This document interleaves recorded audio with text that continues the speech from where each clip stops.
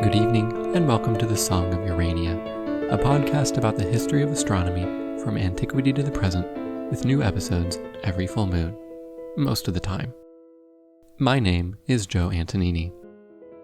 Last month, we looked at a number of the astronomical practices among the Aboriginal Australians. In this episode, we will remain in Oceania, but we will put out farther to sea and look at the astronomical practices of Polynesia, along with Micronesia and Melanesia. In some ways, the people of Polynesia are the mirror image of the Aboriginal Australians.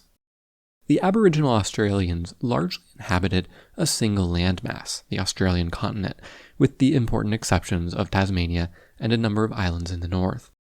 But in this one landmass, there was a huge diversity of languages and cultures.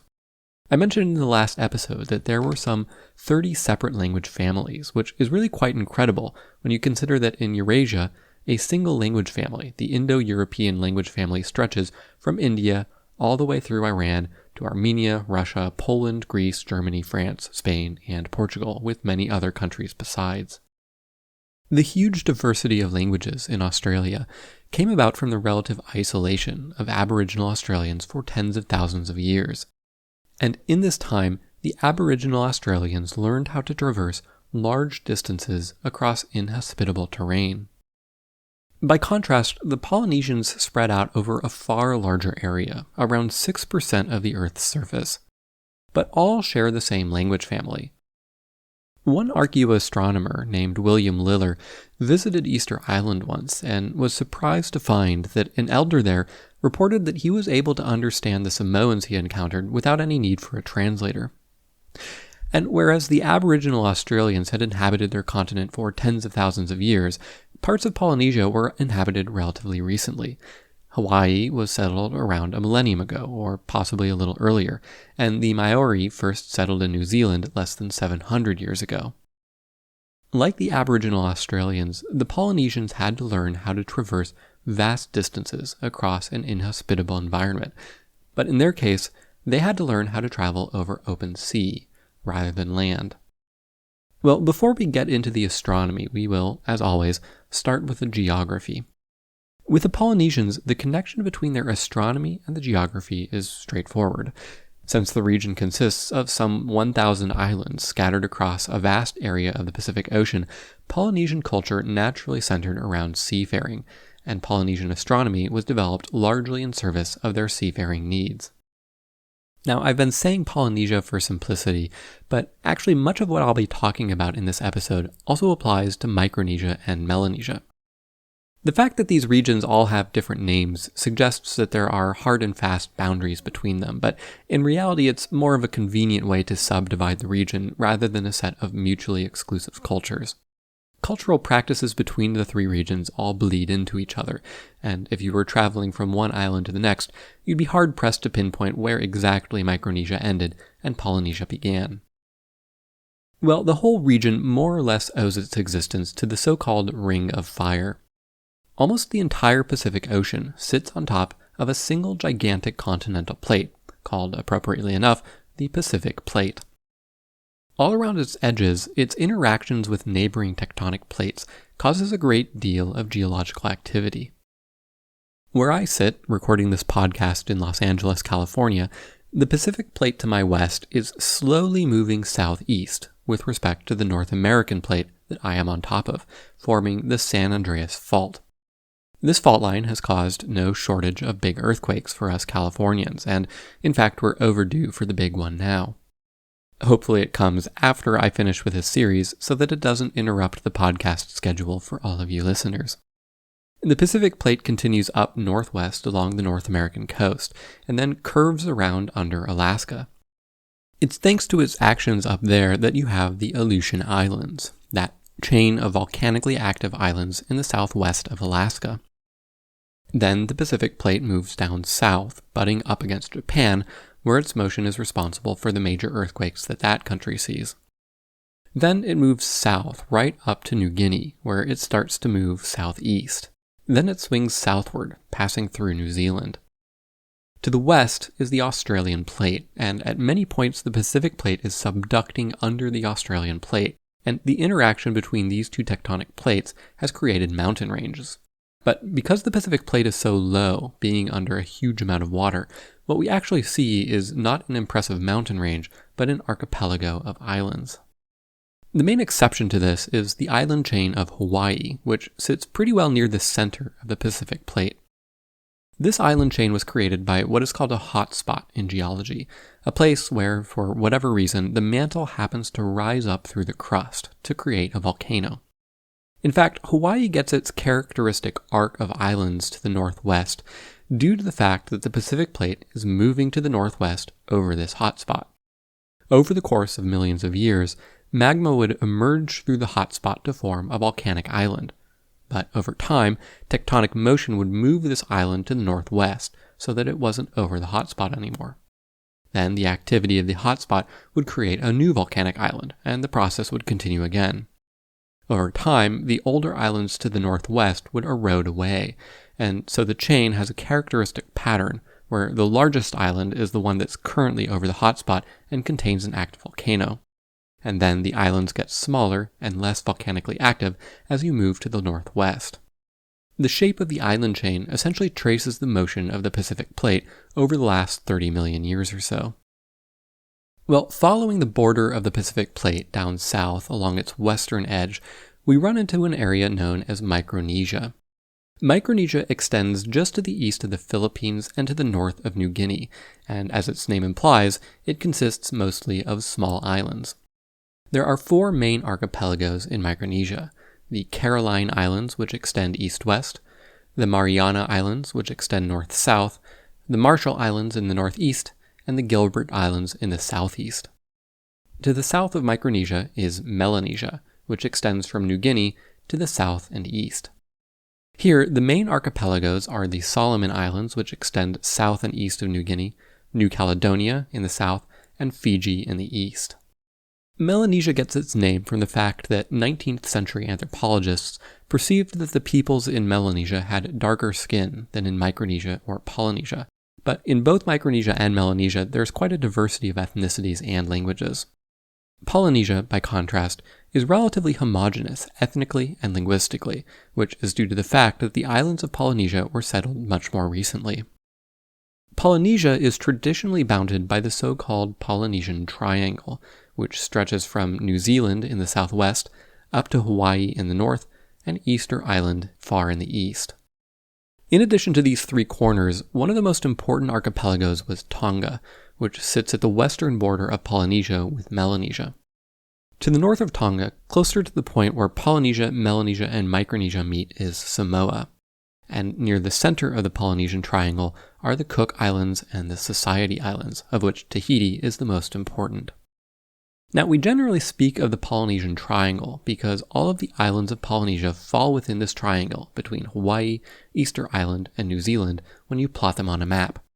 But the Polynesians themselves tended to conceive of the shape of their world as more of an octopus, with the head of the octopus centered near Tahiti and its various tentacles stretching out through the ocean to the other archipelagos along the sea routes they would take. Now, it's important at this point to emphasize just how vastly separated the islands of Polynesia are. As I mentioned earlier, the Polynesian Triangle makes up around 6% of the Earth's surface, but less than 0.2% of this area is land, and the majority of that is New Zealand alone. Out in eastern Polynesia, the typical distance between islands is on the order of hundreds of miles. This meant that if you were going to travel from one island to another, you really had to know what you were doing and where you were going. On the open sea, you can see out to a distance of about 3 miles or so. If the island you're aiming towards has tall palm trees, you can see it a little ways further than that, maybe about 10 miles away or so. In fact, a handy rule of thumb is that a rough estimate of the distance to the horizon in miles is the square root of the height of the observer in feet. If you want to be somewhat more accurate, bump this number up by 20%. So for a person standing on a boat, maybe about 6 feet above water, they will be able to see out a bit more than a square root of 6 miles, which works out to be just under 3 miles. If the island has a palm tree of around 60 to 70 feet, then it will be visible at a distance of square root of 64, or 8 miles, bumped up by 20%, gives you nearly 10 miles. At any rate, if you're making a voyage to an island some 300 miles away, but you can only see it if you get within 10 miles of it in good conditions, you can see how this is a very tricky navigational problem. If you're off on your bearings a little bit and drift just 10 degrees away from where you were aiming, you'll miss the island completely. If you keep going, there's no telling where you might end up. The next landmass might be several thousand miles away. This, of course, raises the important question of how people ended up on these islands at all in the first place. An early hypothesis was that these islands were essentially discovered accidentally, through random drifts. Some hapless voyagers missed their targets or got blown off course, drifted around aimlessly at sea, and eventually they happened to get lucky and drift to some remote island. Now, it can't be ruled out that maybe a couple of islands were discovered this way, but there's really no way that the furthest flung Polynesian islands, like Hawaii or Easter Island, could have been discovered in this manner. The main problem is that the prevailing currents in the Pacific Ocean go east to west, so if you get blown off course and start to randomly drift around the ocean, you will end up in Micronesia and eventually hit the Asian landmass. You would never get to Hawaii or Easter Island that way. In fact, during the 1600s, when the Spanish were beginning to colonize the Philippines, there were records of Polynesian sailors drifting ashore. One missionary named Father Serrano noted that he had spent 37 years in the Philippines, and in that time, he saw 8 Polynesian crews drift ashore. But he was astonished to find that in the following year, 1664, he saw 30 ships drift ashore, presumably because that year was exceptionally stormy. Now, how the most distant islands in Polynesia were first discovered remains an open question, but the overall timeline of settlement across Micronesia, Melanesia, and Polynesia is by this point fairly well established. The western parts of Micronesia and Melanesia were first settled very early on, at least 50,000 years ago, in the same population expansion that settled Australia. These first groups were ethnically distinct from the later Polynesians and remained hunter-gatherers. They never developed many of the necessary technologies to make the long voyages over the open sea that would allow the settlement of distant lands: pottery, animal domestication, sophisticated shipbuilding, to name a few. But sometime during the 4th millennium BC, these technologies emerged in Taiwan. It seems that these early seafarers got their practice traversing the Taiwan Strait to the Chinese mainland, which is a distance of about 80 miles. These early inhabitants of Taiwan developed the so-called Dapenkeng cultural package, which included domesticated pigs and chickens and a tool called a bark beater. In the absence of sheep, cotton, or other sources of fiber, the bark beater was used to pound the bark of a native tree into clothing and rope. Another important development here was a tool called an adze, which was used to hollow out tree trunks to make canoes or make flat planks of wood. A few centuries later, this cultural package made its way south to the Philippines, and by about 2000 BC, it had gotten to Indonesia. Over the next millennium, the tools and techniques needed for long ocean voyages became highly refined, and the Austronesian people began to expand across Micronesia and Melanesia, in many cases displacing the earlier inhabitants. Now, at this point, it's worth pausing to talk a little bit about the kinds of boats that these peoples were using as they began their expansion across Oceania. The earliest kind of boat that appears is called a dugout canoe. It's a simple thing to build, at least in principle, even if it's maybe somewhat tedious. You take a large tree trunk, lie it on the ground, chop off the top, and hollow out the insides. Then you taper the ends to make it more hydrodynamic. This works, but it's a bit precarious even in relatively calm inland waterways like lakes or streams. If you get just the slightest bit off balance, the whole thing is liable to roll over and capsize. Because of this, dugout canoes were never suitable for navigating on the open ocean. But eventually, coastal peoples hit upon a solution to this problem, called the outrigger. The idea is that you take 2 logs and you fasten them a few yards out on either side of your canoe.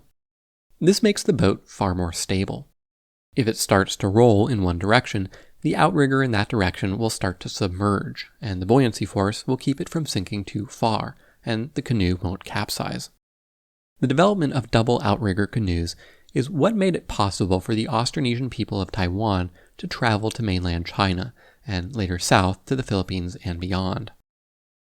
But the original Polynesians who made the much longer voyages to reach eastern Polynesia used a different style of boat called a catamaran.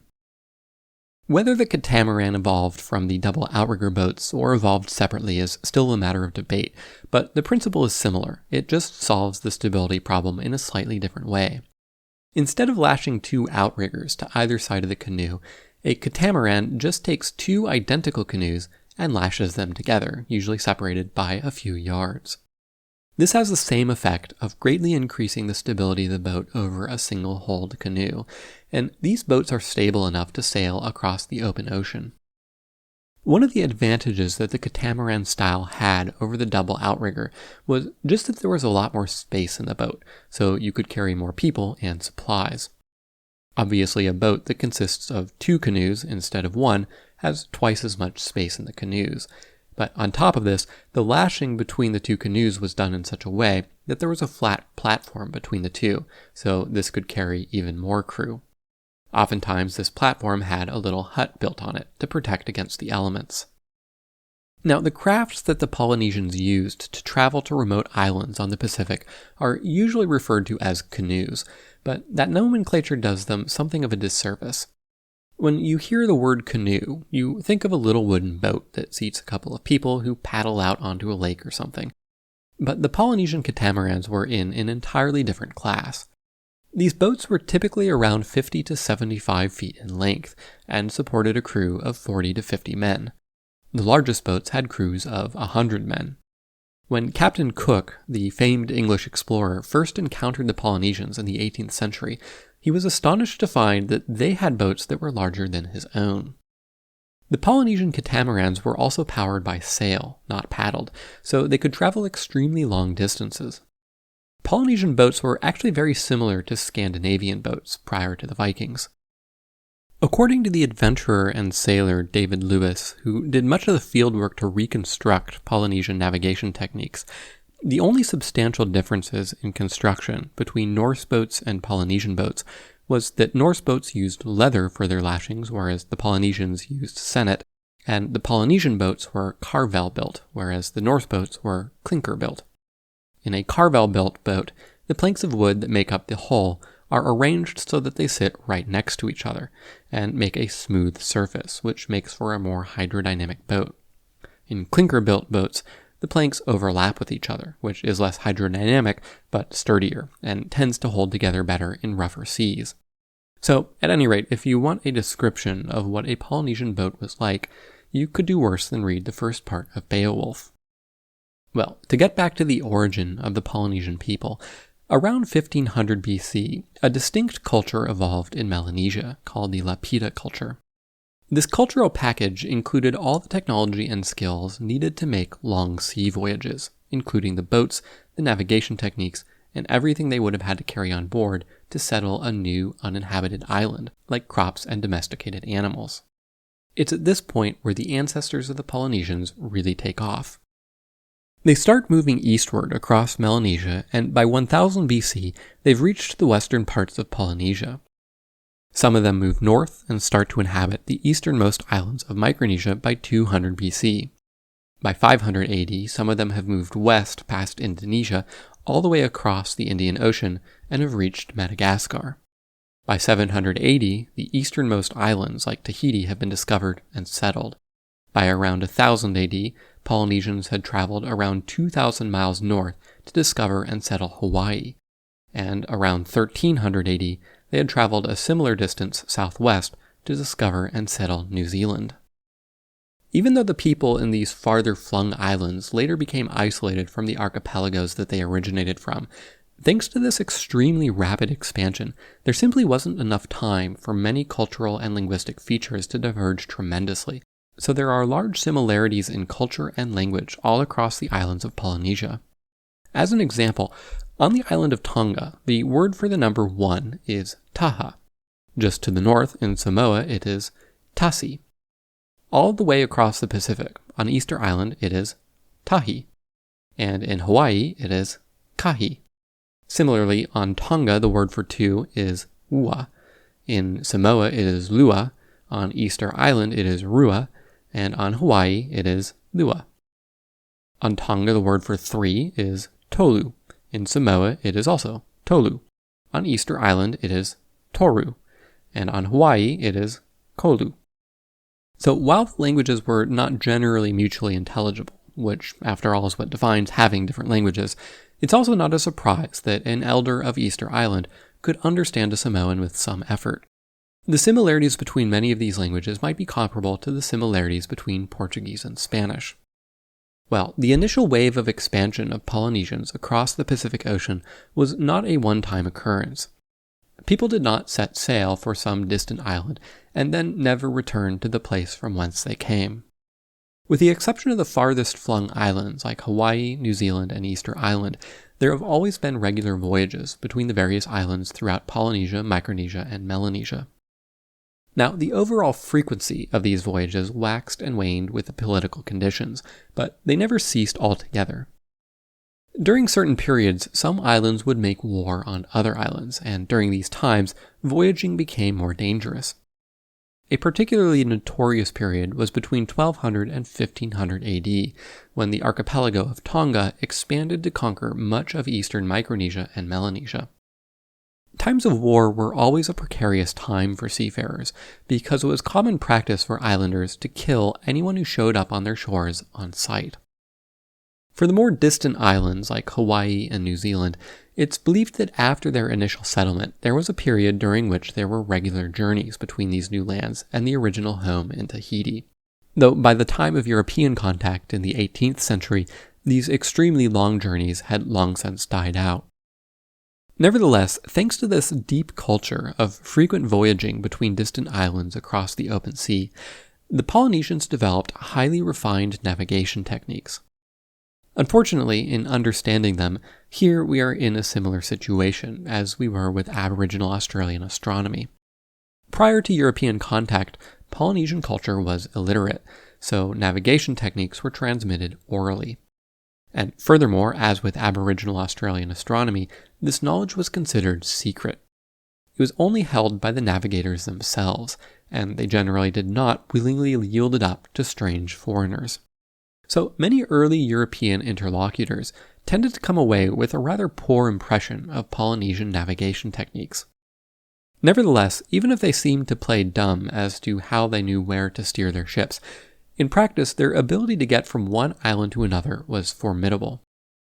There's a rather remarkable story of a navigator named Bakapu. During the 19th century and early 20th century, the South Pacific suffered from the rampant practice of what was called blackbirding.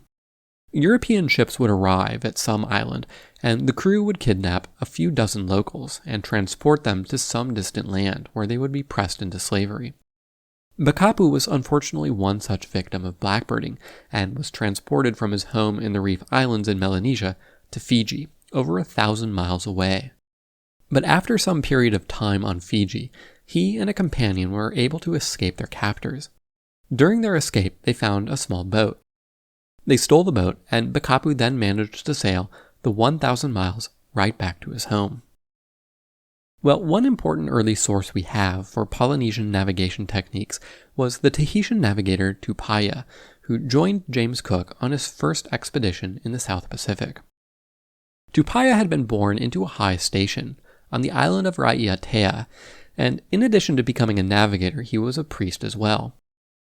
But when he was in his late 30s, his island was invaded by warriors from the island of Bora Bora to the west, and they wiped out the ruling clan. Tupaia managed to escape and fled to Tahiti. A few years later, when Captain Cook showed up at the island, Tupaia agreed to join in his expedition and provide help with navigation. Having been dispossessed of his status, he seems to have been somewhat more willing to divulge Polynesian navigational techniques than others. Well, in the late 1800s and early 1900s, the region was colonized by a number of outside powers: Germany, the United States, Japan, France, and Britain, among others. Many of the colonial powers prohibited unregulated travel between islands. These rules were not observed by the native Polynesians very strictly, of course, but it did have the effect of reducing the frequency and length of voyages. By the middle of the 20th century, the proliferation of instrumental navigation started to cause traditional navigation techniques to fall out of use. One of the most important sources we have for Polynesian navigation techniques came from the sailor David Lewis, who did fieldwork in the 1960s and 70s to preserve what remained of Polynesian navigation. He spent several years voyaging with elder navigators all over Micronesia, Melanesia, and Polynesia, letting the navigators work their craft and asking them for detailed explanations of what they were doing and why. Although this research saved many of the most important techniques from being lost to history, it's almost certainly the case that 2 centuries ago, the best navigators were making use of additional techniques that have since been forgotten. There is, for example, a story that during the 1820s, there was a great flotilla of Tongan canoes returning from a trip to Samoa and carrying the Tongan king. The flotilla was being led by the High Navigator, a man named Akaola. But during the trip, Akaola became lost. He had expected to have seen Tonga by now, but hadn't, and now wasn't quite sure where he was. Aboard one of the ships in this flotilla was another navigator, a very old blind man named Kahumo Vailahi.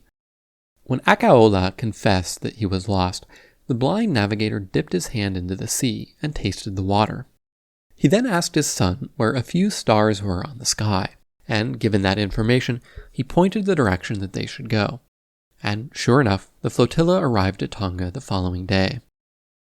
Well, I've been speaking at some length now about Polynesian navigation, but this podcast at least claims to be a history of astronomy. But the truth is, when it comes to Polynesia, there's really no separating astronomy from navigation.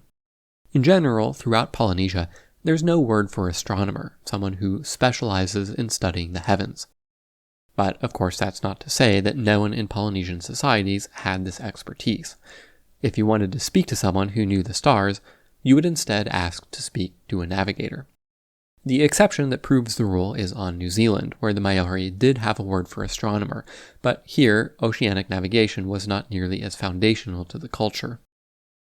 Polynesian navigators used a wide variety of techniques to orient themselves at sea, but the sky was by far the most important. Ships would generally sail both day and night, but navigation during the night was considered far easier and more reliable.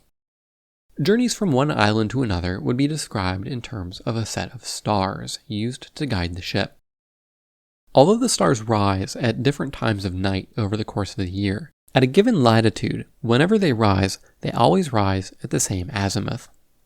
So when a star is low on the horizon, it's a reliable indicator of a particular direction. The use of the stars to navigate was recorded very early on by European visitors.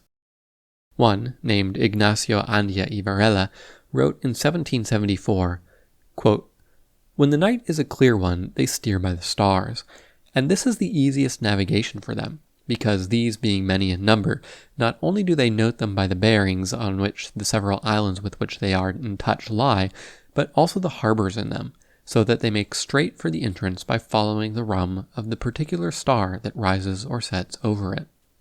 And they hit it off with as much precision as the most expert navigator of civilized nations could achieve." End quote.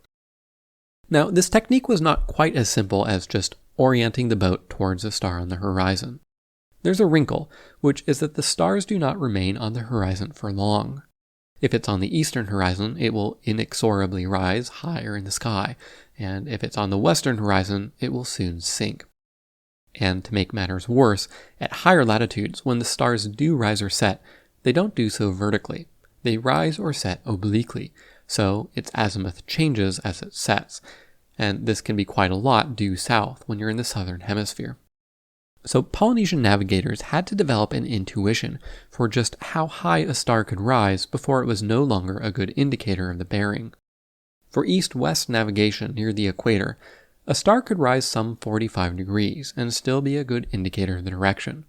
But for more north-south travel at higher latitudes, you might need to switch stars after it rose only 15 degrees.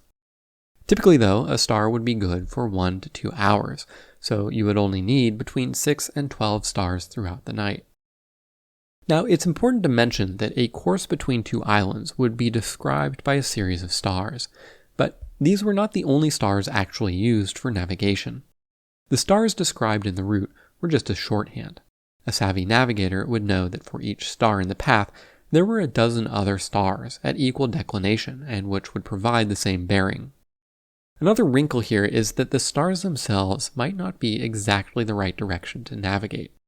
Even if the steering star was, say, Canopus, the navigator might just know from experience that on this journey you don't sail straight towards Canopus, but instead aim a hair to the side, putting the star above a particular feature on the boat.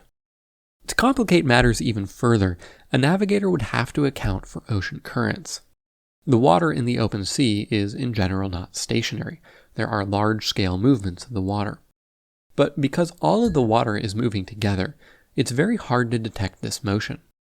In the South Pacific, these currents generally run east to west. So you might be sitting apparently perfectly still on the water in a perfectly still ocean, but without realizing it, you're actually drifting west at a knot or two. And if you don't account for this, you can end up very far off from where you intended to go. Now, fortunately for the navigators, the currents are relatively regular. There is the day-to-day variation, and this might cause you to end up some 20 or 30 miles away from where you expected to go, but the day-to-day variation tends to average out. So for long voyages, you tend to just be carried away by the average motion of the current. But the genius of using horizon stars is that they can account for the average effect of currents. The horizon star would not necessarily be the compass direction that the island actually was. It would be the direction you would have to target after accounting for the effect of the current. The impact of the currents can be seen by the fact that the stars used to navigate from one island to another generally weren't on the opposite side of the sky as the stars used to make the return journey. If, for example, the prevailing current was east to west, as it is in much of the South Pacific, and you wanted to make a journey to an island due north, you would have to orient your boat a bit east of north. But on the return journey, you wouldn't just head in the opposite direction. If you did that, you'd end up way too far west of home. You'd instead want to orient your boat again a bit east, this time east of south. Furthermore, if they made a journey to an intermediate island, navigators would keep track of how far off they were from where they expected. If they were very far off, then the currents were unusually strong, and they might use a different set of stars to steer by. For navigators closer to the equator, they would also keep track of where the currents switched. A bit north of the equator, there's a countercurrent where the prevailing current switches from being east to west to going west to east. But where the currents switch, there are doldrums, where there is little current at all. This region tends to accumulate debris and flotsam. So by keeping an eye out for these signs, an experienced navigator could detect when he was crossing a region where the currents were changing. Well, the principal set of horizon stars used to navigate constituted the so-called sidereal compass. The specific stars used in the sidereal compass varied from archipelago to archipelago, since the azimuths of the stars on the horizon would vary with latitude. But the principle was similar all across Polynesia. A standard compass in the West is defined by the cardinal points, north, east, south, and west. Then these get subdivided into the so-called ordinal directions of northeast, southeast, southwest, and northwest. Then there are further subdivisions like west-northwest, north-northwest, north-northeast, and so on. And the finest set of subdivisions goes one step further to get bearings like north by east or southwest by west. Altogether, these directions form the points of the compass, a 32-wind compass specifically. This set of bearings gives you 32 separate directions with a precision of 11¼ degrees when specifying a direction. The sidereal compass used by the Polynesian navigators is similar, but instead of specifying these cardinal directions and the various derivatives, you specify a star and whether it is rising or setting. Towards the north you have Polaris, of course, and then north-northeast roughly maps to the rising of Beta Ursae Minoris, and the various stars at rising map out different points that are generally eastward. The corresponding stars at setting then map out the mirror image in the westward direction. so Beta Ursae Minoris is approximately north-northwest. So, to specify an island that was north-northwest, you would say that its star was Beta Ursae Minoris at setting. Likewise, to indicate the direction of an island that is to the southwest, you would say that its star is Lambda Scorpii at setting. In the Carolinian archipelago, the sidereal compass had 17 unique stars or asterisms. Polaris, of course, pointed due north, and for due south, they used the Southern Cross when it was vertical in the sky. The other 15 stars in the sidereal compass rise and set and so specify another 30 directions. So, the Carolinian sidereal compass has 32 points, just like the standard Western compass. But there's a difference. If you plot the location of these stars against the directions on a compass, you'll find that they're spread pretty far apart in the north and south directions, and they're clustered together pretty closely in the east-west directions. So, while the sidereal compass on average has the same resolution of 11¼ degrees as the standard Western compass points, towards the north and south, this resolution is quite a bit lower, and towards the east and west, it's quite a bit higher. The reason for this is that the Carolinian islands are generally oriented east and west. Most of the travel that Carolinian navigators did was in the east-west direction, so it was helpful for them to have more specificity in those directions. Well, navigating by the stars of the sidereal compass of course required a strong knowledge of the night sky. But being able to reliably make journeys using the sidereal compass required an even more detailed memory of the night sky than it might first seem. Ideally, the horizon would be clear, and you would be able to just point your ship to the appropriate star. But conditions aren't always ideal. Oftentimes there are clouds, particularly on the horizon.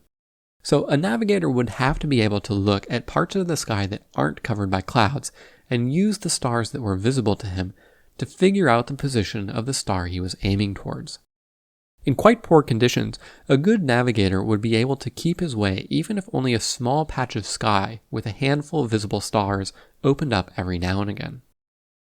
Now, of course, this doesn't help you if it's completely overcast for long periods of time, but fortunately this isn't terribly common in the South Pacific. David Lewis estimated from his travels that it was completely overcast for an entire night at most about 5% of the time. But these conditions were also seasonal and could be avoided by making journeys during certain times of the year.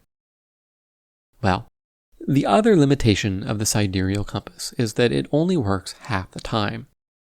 You can navigate by the stars all you want during the night, but once the sun comes up, you're out of luck. Navigation during the day was more difficult and less accurate than nighttime navigation, but still possible. In the early morning, as the sun rose, a navigator would make note of where the sun was rising on the horizon with respect to the star he was aiming for. Once the sun rose and washed out the navigation star, he would try to keep the sun in the same position with respect to his boat. This would be nearly as accurate steering towards the navigation star at least for an hour or so after sunrise. As the sun rises higher in the sky, the navigator would have to keep in his head the path that the sun was following in the sky and how that related to his bearing. Because sun tracking was necessarily less accurate, navigators would supplement this technique with other signals.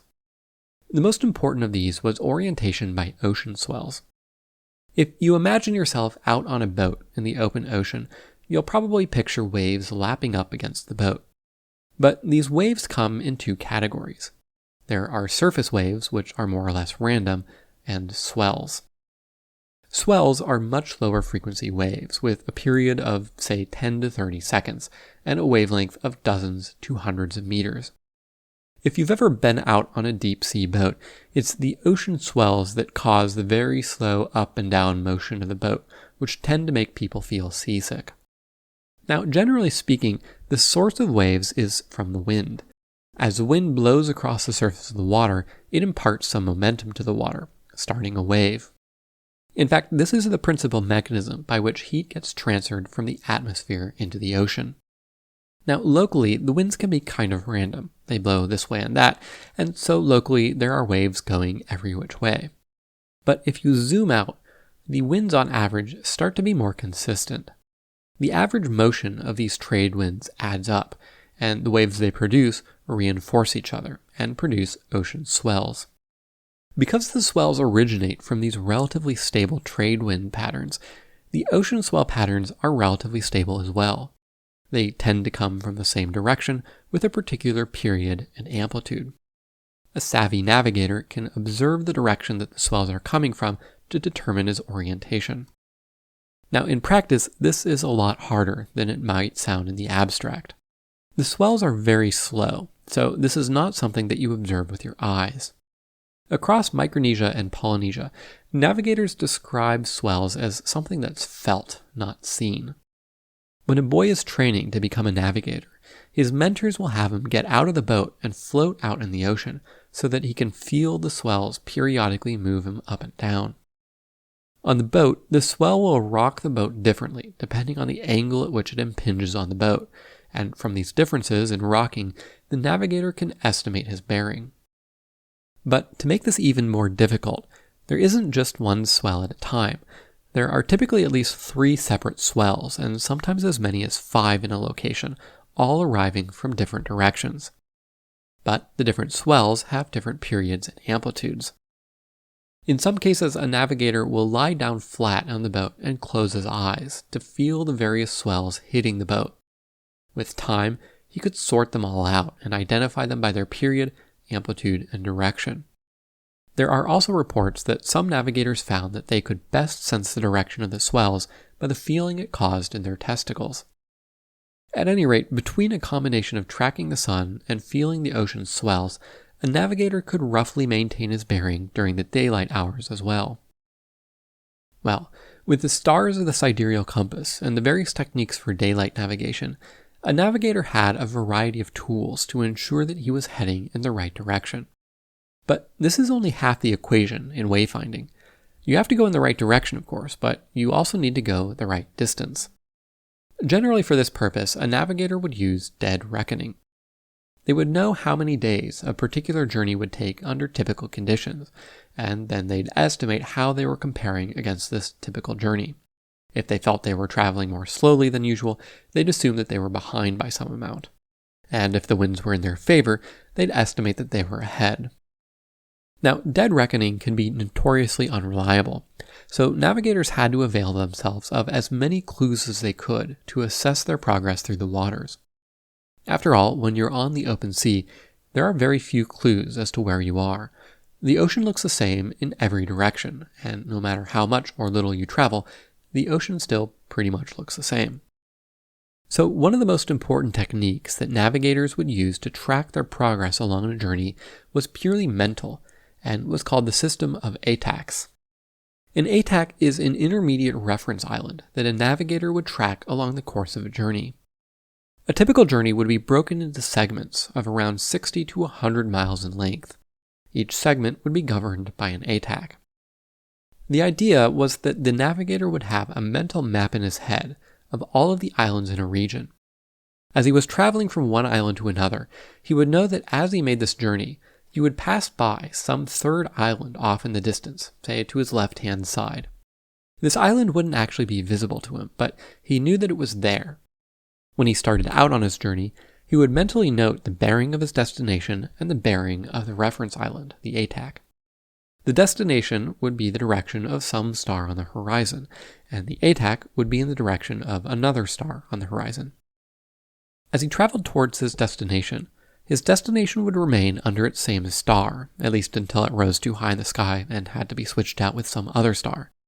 But as he passed by the ATAC, it would move through different stars. So based on his intuition as to how fast the boat was moving, he would mentally picture the ATAC being in the direction of a succession of stars along the horizon.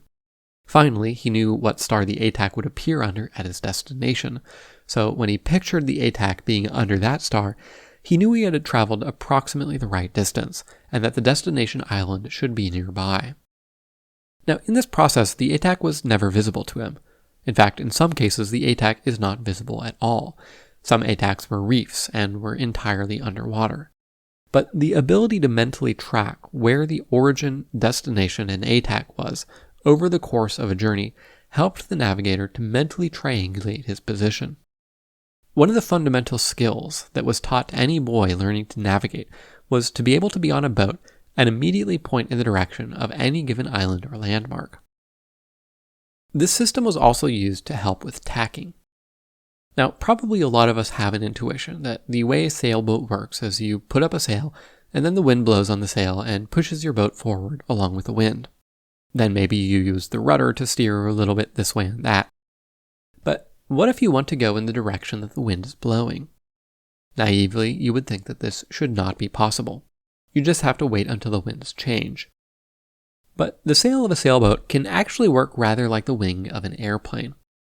The sail can be angled nearly parallel to the wind, and the sail acts as an airfoil. The lift on this airfoil propels the boat forward. One of the counterintuitive consequences of this is that it makes it possible to sail upwind with a technique called tacking.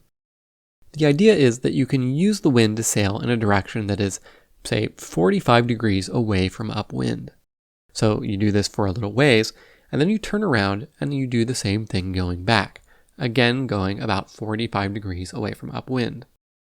In this way, you zigzag back and forth, each time making a little bit of progress in the upwind direction. When Polynesian navigators needed to tack, they would visualize the island they were heading towards under a particular star on the horizon. Then they would move nearly perpendicular to the island until the island was visualized to be under a second star. Then they'd turn around and go back until the island was visualized to be under a third star that was equidistant from the original star as the second star, but on the opposite side. Then they'd continue tacking between these two stars until the points converged, and they arrived at their destination. Well, for shorter or moderate length voyages, these kinds of techniques were largely sufficient for navigation. In fact, for voyages of a couple of days, navigators were so confident in their abilities that they would sometimes decide to make such a voyage on the spur of the moment, while drunk on palm wine, in order to buy some cigarettes from a store on another island. But longer voyages required some additional techniques. Longer voyages would almost always result in a non-negligible change in latitude, so tracking their latitude was an important part of these kinds of journeys. Now, in Western astronomy, typically when we want to estimate our latitude from the stars, we do so by measuring the elevation of Polaris, the North Star. This wasn't commonly done in Polynesian navigation, though. One issue is that it only works in the northern hemisphere, and much of Polynesia is in the southern hemisphere. But even navigators who lived in archipelagos in the northern hemisphere still tended not to use the elevation of Polaris to estimate their latitude. In David Lewis's interviews with navigators, they would say that they knew that Polaris's elevation changed at different islands, but they couldn't say by how much it changed, and that it wasn't something that they paid much attention to. It's possible that the motion of the boat made it too difficult to get a good estimate of the star's elevation above the horizon to within a degree or two, and a 2-degree error in latitude works out to be around 120 miles. Instead, navigators would use zenith stars. They would know that each island had a particular zenith star. If the star did not pass overhead, you knew that you were not near the island. If it did pass overhead, you were probably near the island. Although Polynesian navigators didn't think in terms of latitude, in Western terms, if the zenith star passed overhead, you knew that you were at least at the right latitude. So, for example, the zenith star of the island Tikopia was Rigel. Now, there's actually a problem here, which is that the zenith stars do not generally pass directly overhead of their corresponding islands. In the case of Tikopia, Rigel actually passes about 4 degrees south from the zenith. One hypothesis here is that probably the zenith star was observed by lying flat on the boat near the mast and looking straight up, using the mast as a guide. The mast will wobble around due to the motion of the boat, but it will trace some small ellipse on the sky, and by observing it for a little bit, it's not too hard to identify the center of this ellipse. But due to the trade winds, no matter which direction you're approaching the island from, your mast will be inclined off a vertical towards south by 3 to 4 degrees. So although Rigel wasn't strictly at the zenith, it would appear to be at the zenith if you were using your mast as a reference. Well, there's another very interesting technique that was developed for estimating latitude, although there's no evidence as to whether Polynesian navigators historically used it. This technique came about in the 1970s in preparation for a voyage from Hawaii to Tahiti of the Hokulea, which was a recreation of a traditional Polynesian catamaran.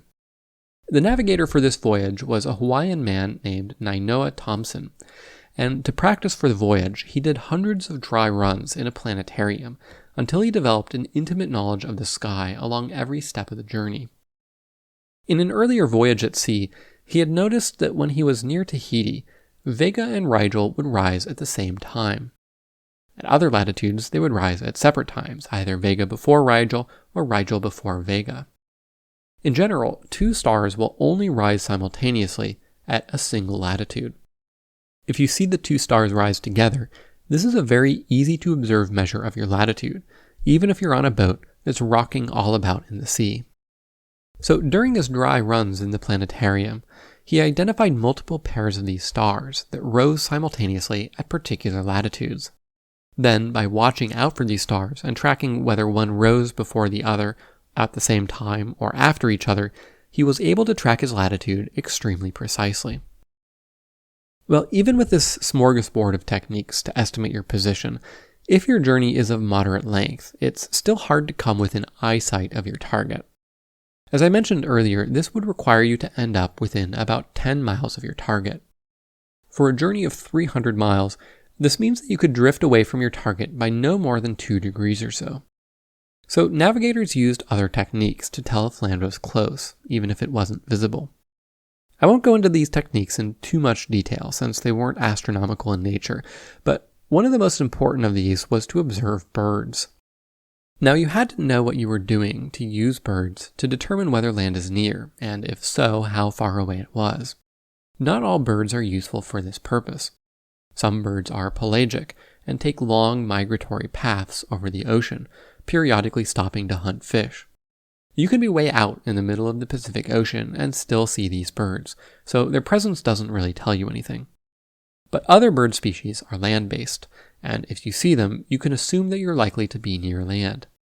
How far away you are from land varies with the species.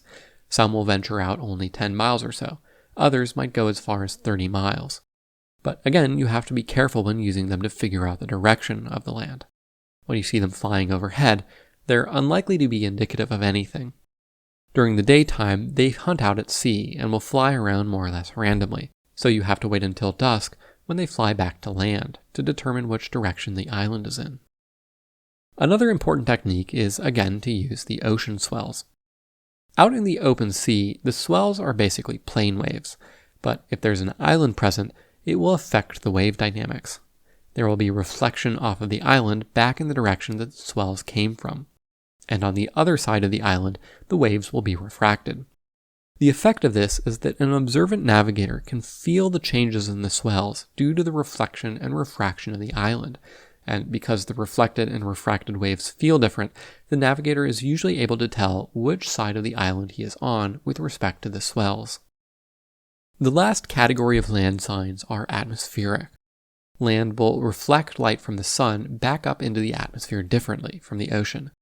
The effect of this is that a careful observer can perceive a subtle change in the sky over the island. On completely clear days, this is described as the sky being lighter, and on totally overcast days, it tends to darken the clouds above the island. On days where there are patchy clouds moving across the sky, navigators describe the clouds as lingering over islands longer than they otherwise would. Now, it's important to note that none of these signs was instantaneous. Even a trained navigator would have to spend at least half an hour carefully studying his surroundings in order to assess if land was near and in a particular direction. But if he was able to do this, he could generally detect land up to 30 miles out, which effectively tripled the allowable error in bearing. For the true odysseys, like the 2,000 miles between Hawaii and Tahiti, navigators would generally also aim up current of their target. So if you were sailing from Tahiti to Hawaii, you would aim your boat so that you would end up a ways east of Hawaii. Then, when you arrived at the right latitude, they would know that the islands were to the west of them. Then they could turn and sail west until they spotted land. This technique avoided the risk that they accidentally ended up on the wrong side of the archipelago, and ended up sailing around aimlessly in the middle of the Pacific.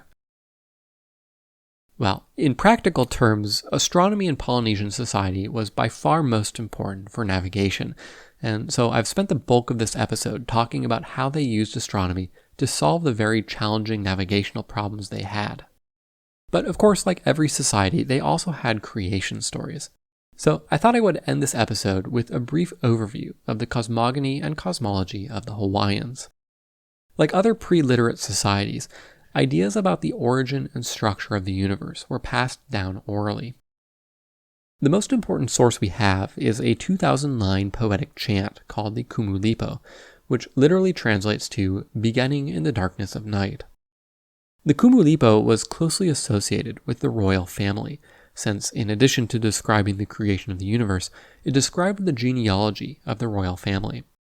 By naming their ancestors back through the generations, from deceased kings still in living memory, to epic heroes of distant past, to the gods of the heavens, the poem helped to establish the legitimacy of the king's rule. Because of this, the poem was not the exclusive reserve of the royal family.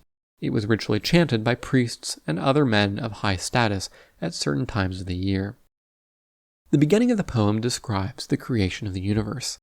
It goes, quote, "At the time when the earth became hot, at the time when the heavens turned about, at the time when the sun was darkened, to cause the moon to shine, the time of the rise of the Pleiades, the slime, this was the source of the earth, the source of the darkness that made darkness, the source of the night that made night, the intense darkness, the deep darkness, darkness of the sun, darkness of the night, nothing but night.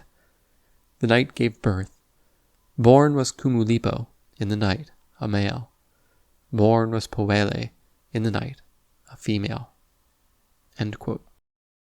These two gods, Kumulipo and Poele, then continue the creation of the universe during the era of darkness, or Po, by creating the land and the sea and populating them with animals and fish. Then comes the era of Ao, or light, which begins with the birth of the god Kane, generally the most important of the Hawaiian deities. After Kane is born comes the creation of man as the progeny of two other gods. There are, however, a few other creation stories that are independent of the Kumulipo. In some of these, the god Kane is the creator of the universe. During the time when there is nothing but darkness, Kane senses his own existence, and then, through a sheer act of will, separates himself from the darkness. His sibling gods, Lono and Ku, then sensed his presence and separated themselves from the darkness as well. In another story, the creation of the universe is due to the gods Wakea and Papahanaumoku, who were husband and wife. Papahanaumoku, often shortened to Papa, created the calabash, a type of gourd. She cut the gourd in half so that it had a top and a bottom. Wakea then threw the top half up, and it became the heavens. He then took the bottom of the bowl and used it to create the land and the sea. The meat of the calabash he used to make the sun and the moon, and its seeds became the stars. The name Wakea means zenith, or heaven, and so he is associated with the sky, and Papa means foundation, so she became associated as being the goddess of the earth. Well, the idea that the universe resided within a great gourd was not simply of value as an abstract explanation of the structure of the universe. It was a valuable pedagogical tool as well. When navigators were teaching their sons how to navigate, one of the tools they would use would be the bottom half of a calabash gourd. This was a rounded dome that they could then use to represent the heavens and draw the meridian, celestial equator, ecliptic, tropics of Cancer and Capricorn, and so forth. Now, although the Polynesians recognized that the sky was different at different islands, they did not independently come up with the idea that the Earth was a sphere. Instead, they had a rather unique cosmography. The idea was that a person standing on an island would appear to himself to be at the center of the world. If he looks off into the distance over the ocean, he will see a horizon. But this was just the visible horizon. Beyond the visible horizon was an invisible horizon, which was the wall where the sky meets the earth. But this wall was permeable. When a voyager arrived from a distant land, he was said to have broken through the heavens. Each archipelago, in effect, formed its own universe, bounded by its own horizons and with its own unique stars. Beyond the overall structure of the universe, many of its features were ascribed to a god named Maui. Maui was a trickster god, so unlike Kane and Wakea, he wasn't worshipped per se, but his various exploits were an important part of Polynesian mythology. One of these tales tells of how, a long time ago, the sun followed no set path in the sky. The sun would rise and set whenever and wherever he pleased, and people became too hot and too cold and didn't know when they should plant and harvest. Another version has it that he did follow a fixed path, but moved far too quickly. When Maui's mother beat her bark cloth, it could never dry out. Either way, Maui resolved to tame the sun. In the Hawaiian version, he climbed up to the top of the mountain Maliakala, which means House of the Sun. He then constructed a lasso from his sister's hair, and caught the sun as he was speeding across the sky. He demanded the sun to slow his pace if he wanted to be free from the lasso, and the sun agreed. The sun now rises between 2 points in the east, a northernmost point and a southernmost point. On Kumukahi, the easternmost point of the archipelago, there are said to be 2 stone women, one at the northern limit of the sun and the other at the southern limit, and the 2 women pushed the sun back and forth between themselves to create the seasons. This site was a place of healing. Maui is typically depicted with his principal attribute, a magic fishhook. This fishhook had various powers, among which was the ability to fish anything. In one of the stories, Maui was out fishing with his brothers when he cast his fishhook deep into the ocean. He told his brothers that he had caught a very large fish, and they needed to paddle very hard to pull it out of the water. But his hook had actually hooked the ocean floor, and as they paddled, they pulled it up to create the Hawaiian Islands. In some versions of the story, Maui tells his brothers not to look back as they're paddling, but at some point one of the brothers looks back, at which point the line snaps. Maui then berates his brother and tells him that if he hadn't looked back, it would have been an even mightier land. The Maori of New Zealand also have a similar story about Maui creating their islands. Maui's legendary fishhook was placed into the sky and is now visible as the tail of Scorpius. Well, this episode is now quite late, so I'm going to leave things here for now. In the next episode, we'll cross the Pacific and turn to the astronomy of Mesoamerica. I hope you'll join me then. Until the next episode, good night and clear skies.